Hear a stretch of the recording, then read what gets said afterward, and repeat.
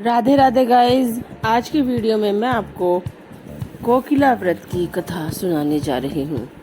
प्राचीन काल में जो दक्ष राजा थे, उन्होंने एक बहुत बड़े यज्ञ का आयोजन किया था।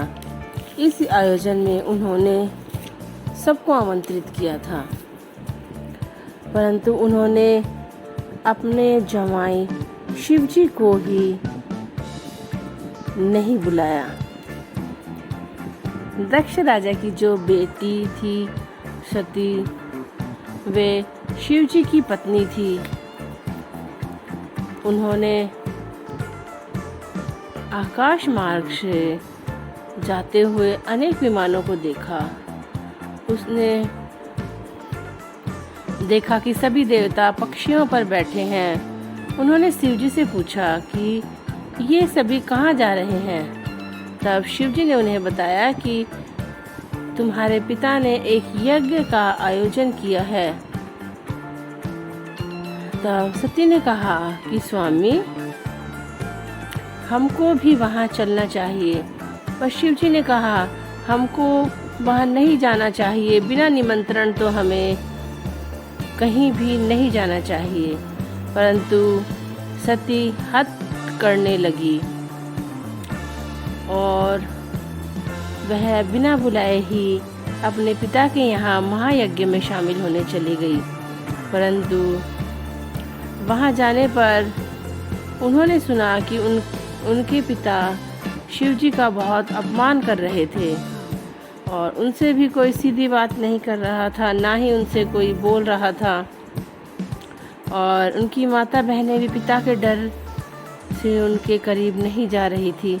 देखकर वह बहुत दुखी हुई और अग्नि में कूदकर भस्म हो गई। तब शिवजी के साथ पार्वती जी थी। तब उन्होंने शिवजी की बात नहीं मानी और वह अपने पिता के यहाँ जाकर यज्ञ में भस्म हो गई। तब शिवजी को सूचना मिली और समाचार पाकर शिवजी बहुत ही क्रोधित हुए और वह दक्ष राजा के यहाँ अपनी विशाल सेना के साथ गए।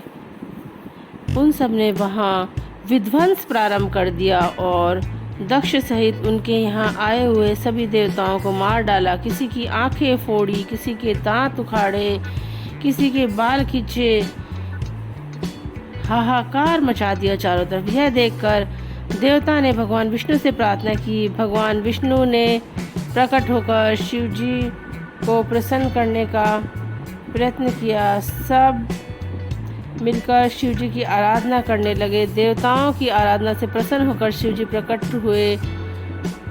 उनके आदेश से ब्रह्मा जी ने दक्ष के धड़ से बकरे का सिर लगाकर जोड़ दिया, जिससे दक्ष जीवित हो गए। उसी प्रकार अन्य देवताओं को भी जीवित किया गया। दक्ष को तो शिवजी ने माफ कर दिया, परंतु उन्होंने सती को श्राप दिया कि वे उनकी आज्ञा नहीं मानकर यहाँ आई थी। इस कारण 10,000 वर्ष तक कोकिला बनी हुई वन वन घूमती रहे। इस प्रकार सती 10,000 वर्ष तक कोकिला बनी रहकर फिर पार्वती के रूप में उत्पन्न हुई थी और ऋषियों के आज्ञा अनुसार आषाढ़ के दूसरे माह भर व्रत रखकर शिवजी का पूजन किया। इससे शिवजी प्रसन्न हुए और शिवजी ने पार्वती के साथ विवाह किया, इसलिए इसका नाम कोकिला व्रत हुआ। यह व्रत कुंवारी कन्याओं के लिए श्रेष्ठ व्रत होता है। इस व्रत को करने से कुंवारी कन्याओं को श्रेष्ठ पति की प्राप्ति होती है। बहुत ही अच्छा व्रत होता है यह। आषाढ़ शुक्ल पूर्णिमा से प्रारंभ करके श्रावणी पूर्णिमा तक यह व्रत किया जाता है। विशेषतः जो स्त्रियां होती हैं वो इसको करने से पुत्रवती, सौभाग्यवती और धन्य धान्य की कोई कमी नहीं रहती उनके, अर्थात उनको खूब संपत्ति प्राप्त होती है। बहुत ही अच्छा व्रत होता है यह। Thanks for watching.